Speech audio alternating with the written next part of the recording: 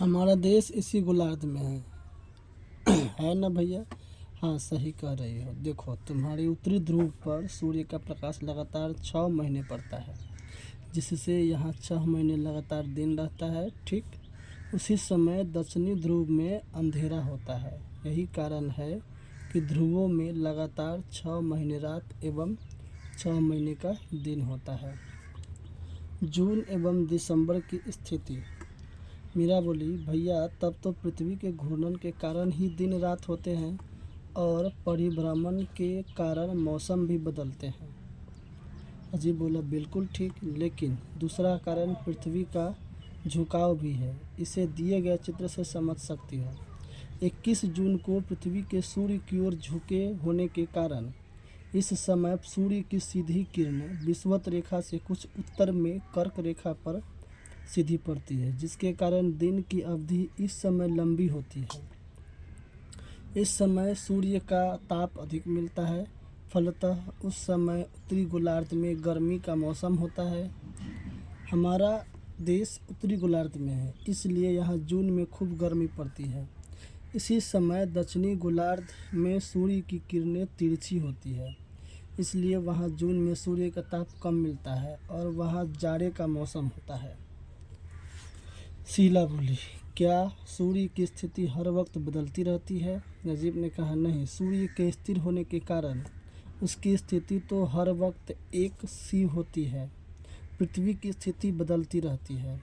22 दिसंबर अर्थात 21 जून के 6 माह बाद पृथ्वी सूर्य की आधी परिक्रमा करने के बाद सूर्य के दूसरी ओर पहुंच जाती है। इस समय पृथ्वी का झुकाव सूर्य के विपरीत होता है। इस समय पृथ्वी का दक्षिणी गोलार्ध सूर्य के सामने होता है। सूर्य की किरणें मकर रेखा पर सीधी पड़ने लगती है, जिससे दक्षिणी गोलार्ध का अधिक हिस्सा प्रकाश में रहता है और कम हिस्सा अंधेरे में। इसलिए इस समय दक्षिणी गोलार्ध में दिन लंबी और रातें छोटी होती है। साथ ही इसका गोलार्ध में अधिक तापमान होने से गर्मी की ऋतु होती है। इसके विपरीत इस समय उत्तरी गोलार्ध में सूर्य की किरणें तिरछी पड़ती है, दिन भी छोटा होता है। इसलिए दिसंबर में यहाँ जाड़े की ऋतु होती है। सितंबर और मार्च की स्थिति।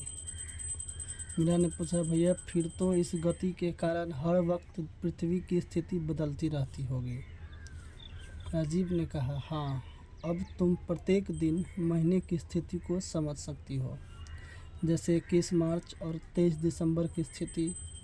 इस दिन पृथ्वी का झुकाव न तो सूर्य की ओर होता है और न ही उसके विपरीत।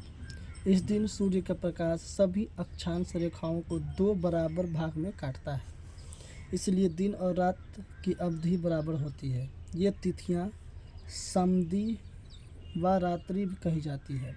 इस समय पृथ्वी के बीचों बीच अर्थात विषुवत रेखा पर सूर्य की किरणें सीधी पड़ती है। यहाँ इन दोनों महीनों में अधिक गर्मी पड़ती है। उत्तरी एवं दक्षिणी गोलार्ध में न तो अधिक गर्मी होती है और न ही अधिक सर्दी। इन तिथियों पर हमारे देश में क्रमशः बसंत और शिशिर ऋतु होती है।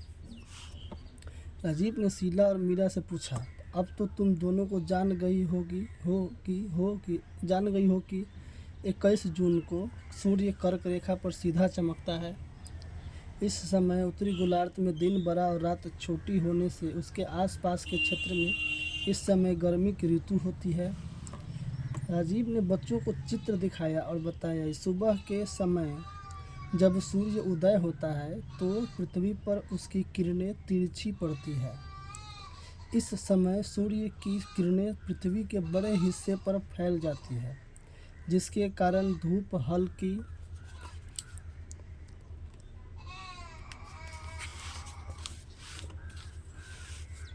होती है, गर्मी भी नहीं होती है। इस समय बनने वाली परछाई लंबी होती है। जैसे जैसे दोपहर होता जाता है, आकाश में सूर्य ऊपर नजर आने लगता है। सूर्य की किरणें पृथ्वी पर सीधी होती जाती है तथा परछाइयाँ भी छोटी होती जाती है। इस समय अधिक गर्मी और प्रकाश मिलता है। यही कारण है कि हमें दोपहर के समय अधिक गर्मी लगती है। शाम को सूर्य की किरणें फिर तिरछी हो जाती है और बड़े हिस्से में फैल जाती है, जिससे इस समय कम गर्मी होती है। रात में सूर्य का प्रकाश नहीं मिलता, जिससे रात में ठंडक हो जाती है। पृथ्वी की गोलाकार सतह। राजीव ने पृथ्वी की गोलाकार सतह का चित्र दिखाकर पूछा, बताओ अगर इस पर सूर्य की किरणें पड़ेगी तो किरणें कहाँ सीधी एवं कहाँ तिरछी पड़ेगी। दोनों सहेलियाँ सोच में पड़ गई। मीरा बोली, भैया हमारी पृथ्वी के गोलाकार होने से उसके सभी भाग पर सूर्य की किरणें सीधी नहीं पड़ेगी। जी बोला, बिल्कुल सही। यदि हम पृथ्वी को उत्तर और दक्षिण दो बराबर हिस्सों में बांटें तो बीच के हिस्से में सूर्य की किरणें लगभग हमेशा सीधी पड़ेगी। यहाँ सालों भर गर्मी पड़ती है। इस क्षेत्र को उष्णकटिबंधीय क्षेत्र की पेटी कहते हैं। यदि हम पृथ्वी को उत्तर और दक्षिण दो बराबर हिस्सों में बांटें तो बीच के हिस्से में सूर्य की किरणें लगभग हमेशा सीधी पड़ेगी। यहाँ सालों भर गर्मी पड़ती है। इस क्षेत्र को उष्णकटिबंधीय क्षेत्र कहते हैं। जैसे जैसे हम इससे उत्तर या दक्षिण में बढ़ते हैं, पृथ्वी की गोलाकार सतह के कारण सूर्य की किरणें तिरछी होती जाती है और बड़े हिस्से में फैल जाती है, जिसके कारण उष्णकटिबंधीय क्षेत्र की अपेक्षा कम गर्मी मिलती है। पृथ्वी पर इस क्षेत्र को शीतोष्ण कटिबंध की पेटी कहा जाता है। ध्रुव के निकट सूर्य की किरणें अत्यधिक तिरछी पड़ती है। यही कारण है कि 6 महीने का दिन होने के बावजूद ये किरणें वहाँ के धरातल एवं वातावरण को गर्म नहीं कर पाती। अतः यहाँ वर्ष भर बर्फ जमी रहती है। इस क्षेत्र को शीत कटिबंध की पेटी कहा जाता है। शीला बोल पड़ी, भैया पृथ्वी के झुकाव तथा अक्षीय एवं वार्षिक गति के प्रभाव से ही तो मौसम बदलते रहते हैं। अजीब ने कहा, हाँ यह सब इन्हीं कारणों से होता है। मीरा ने शीला से कहा, शीला सचमुच आज पृथ्वी और उसकी गतियों के बारे में भैया ने ढेर सारी बातें बताई। यही तो तुम्हारे जन्मदिन का असली उपहार है। राजीव ने कहा और उन्हें मिठाई दी। दोनों खुशी खुशी मिठाई खाने लगा। ठीक, तो ये तो रीडिंग था। अब ये जो किताब है इसका चैप्टर 2 का जो रीडिंग हुआ, इसमें जितने भी ऑब्जेक्टिव क्वेश्चन हैं उसको हम अगले वीडियो में डालेंगे और ये क्वेश्चन आंसर, पहले क्वेश्चन आंसर डालेंगे। ठीक, उसके बाद हम ऑब्जेक्टिव बनाकर डालेंगे। आप लोग देखिए, लाइक कीजिए, सब्सक्राइब कीजिए, शेयर कीजिए। ठीक है।